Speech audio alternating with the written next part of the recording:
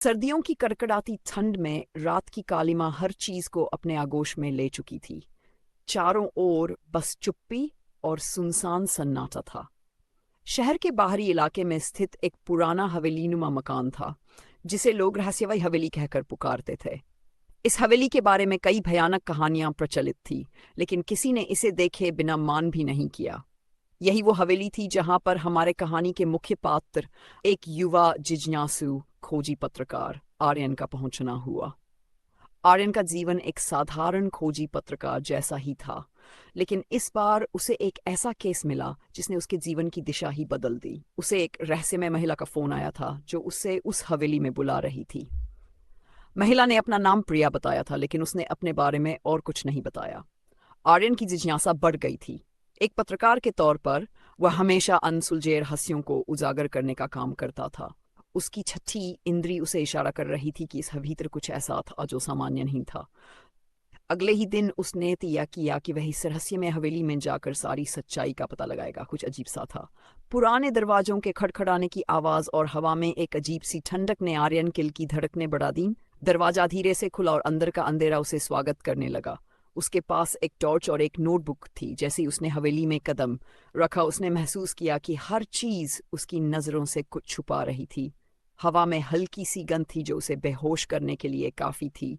फिर उसने टॉर्च जलाया और चारों ओर नजर दौड़ाई। वहां की दीवारों पर अजीब अजीब से चित्र बने हुए थे, जैसे किसी ने प्राचीन काल में उसे बनवाया हो। उसे धीरे धीरे वहां कुछ आवाजें सुनाई देने लगीं।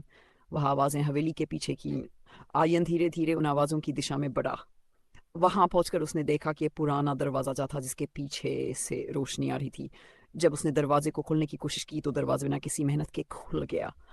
अंदर का दृश्य देखकर आर्यन हक्का बक्का बक आ रह गया। कमरे में चारों ओर किताबें ही किताबें थीं। ये कोई साधारण किताबें नहीं, बल्कि हर एक में किसी न किसी रहस्य का दस्तावेज था। तभी उसे एक किताब दिखाई दी जिस पर लिखा था, सत्य का रहस्य। कहानी यहां एक रोमांचक मोड़ पर पहुंच चुकी थी। आर्यन ने उस किताब को उठाया, पर तभी कमरे का दरवाजा अपने आप बंद हो गया। उसकी सांसें तेज हो गईं और अब वह इस जगह से बाहर निकलना चाहता था।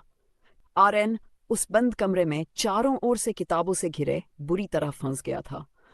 किताब पर लिखे सत्य का रहस्य शब्द ने उसकी जिज्ञासा को और भी बढ़ा दिया था।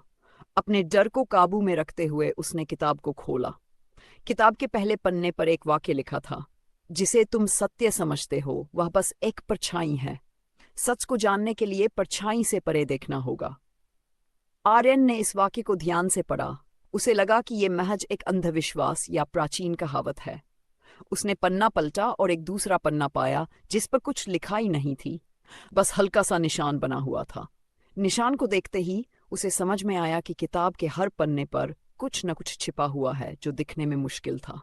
जैसे जैसे आर्यन पन्ने पलटता गया, उसे कई ऐसे संकेत मिलते गए जो रहस्यमय तरीके से किसी गुप्त खजाने या राज की ओर इशारा कर रहे थे। पर इन सब के बीच उसे इस हवेली की असली सच्चाई जानने की इच्छा बढ़ने लगी। इसी दौरान अचानक से उसे पीछे की ओर एक धीमी सी आवाज सुनाई दी। उसने मुड़कर देखा तो एक परछाई उसके पीछे खड़ी थी। वह परछाई उसे देखकर मुस्कुरा रही थी। आर्यन की सांसें थम गईं। उस परछाई ने धीरे से कहा, इस हवेली का हर कोना एक कहानी कहता है आर्यन, क्या तुम सच को जानना चाहोगे? आर्यन ने अपनी हिम्मत बटोरी और जवाब दिया, हाँ, मैं इस हवेली का सच जानना चाहता हूँ। कौन हो तुम और इस किताब में क्या रहस्य है? परछाई ने अपनी आंखें आर्यन की आंखों में गड़ा दी और कहा, मैं उसी सत्य का एक हिस्सा हूं जिसे तुम जानना चाहते हो, लेकिन इसे समझने के लिए तुम्हें हवेली के गहरे रहस्यों को समझना होगा। आर्यन ने साहस जुटाकर पूछा, कौन सा रहस्य? क्या यह हवेली सच में किसी खजाने को छुपाए हुए है?